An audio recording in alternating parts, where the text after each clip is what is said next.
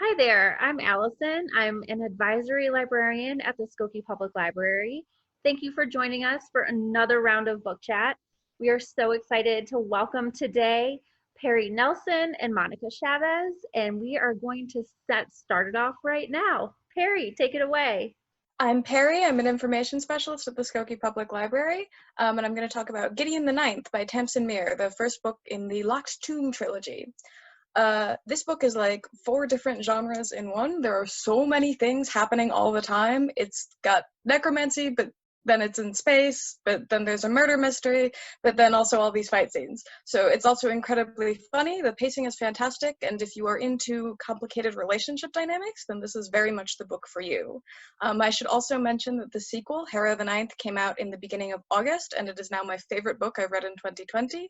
The first book was great. The sequel is better. I can't tell you anything at all about it without spoiling things, but I am begging everyone in the entire world to read both of these books and then immediately come talk to me about them. I'm dying, please. And with that, I'm going to pass things over to Monica. Wow. I don't know how I can follow that one up. Hopefully, my book sounds quite as exciting as that one. I'm Monica. I work in the administration office as the assistant to the director. I'm going to be talking about The Book Woman of Troublesome Creek by Michele Richardson. This book takes place in the 1930s. It centers around Cussie Mary Carter, who works for Roosevelt's Kentucky Packhorse Library Project.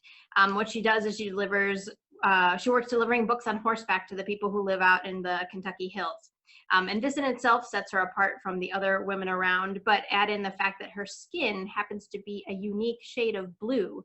Yes, I had to read that like twice when I first started the book. I was like, wait, what is this about? It's not a science fiction book. It's actually based on real people and events. And I did Google things several times when I was reading it to be like, that sounds weird, but it's true. So it's a fantastic story, a wonderful, strong female main character who you root for throughout the story. If you like historical fiction and stories that keep you wanting to read more, this one is for you.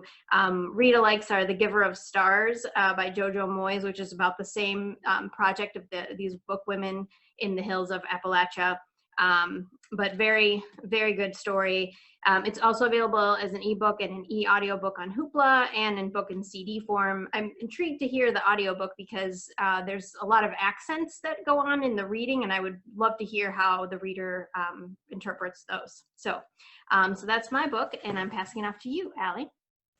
Ooh, that sounds fun. I've been wanting to read that book, so I might have to pick up the audiobook and then I'll get back to you about how the narrator does.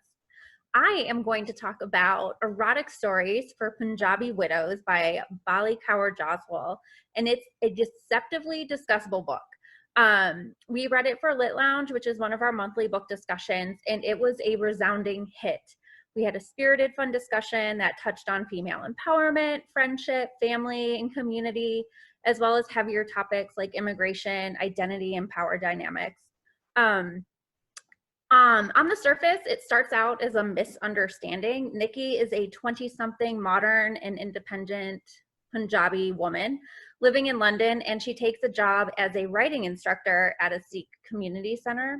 However, her students turn out to be local widows who want to learn how to read and write. As the story progresses, so too do the relationships between the women and Nikki.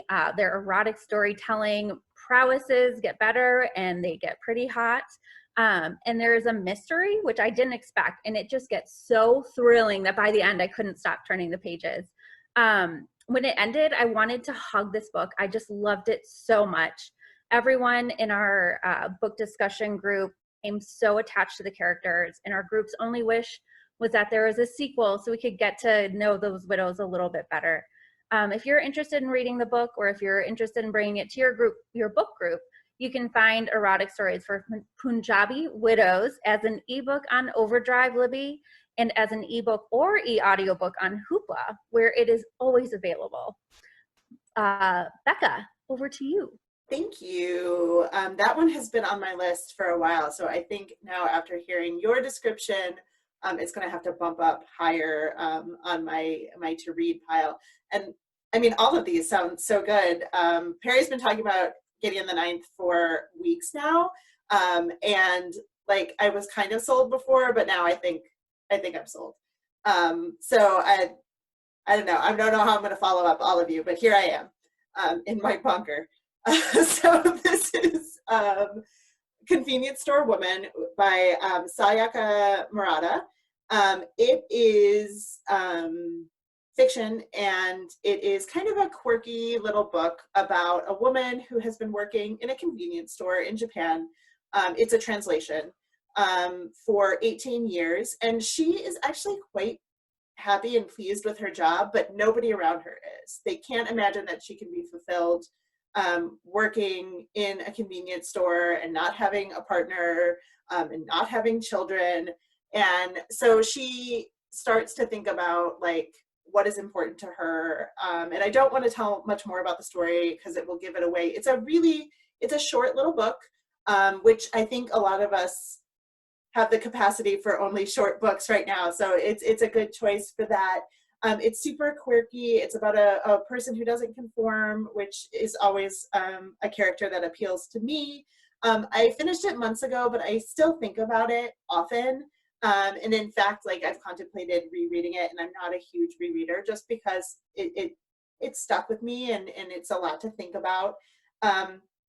It is available as both an ebook and audiobook via Hoopla, and we also have it available on Overdrive, so there's lots of places to pick this one up. I highly recommend it for anyone who likes like a character study, quirky literary type fiction. So that is Convenience Store Woman. Thank you all for joining us today. Thank you especially to Perry and Monica for your time. We really appreciate it. You'll see links to everything that we spoke about today below. Feel free to explore those and get some books for yourself. If you have trouble downloading these books or any other titles, feel free to get in touch with us. Our email is matchmanagers@skokielibrary.info. We miss you. We hope that we will be able to talk face-to-face about books soon, but we appreciate you joining us here today. And have a good one. Take care.